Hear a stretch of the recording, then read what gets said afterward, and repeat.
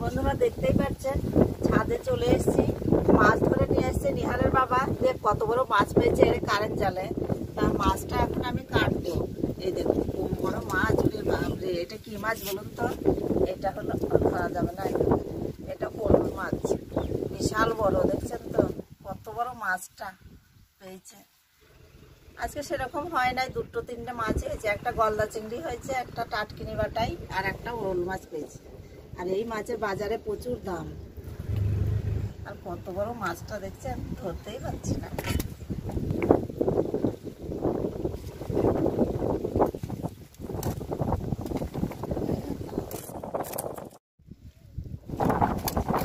মাছটা কেটে পিস করে দিচ্ছি। আর পেটের মধ্যে দেখুন কেমন ডিম হয়েছে, বড় হয় না এখনো, একদম ছোট ছোট।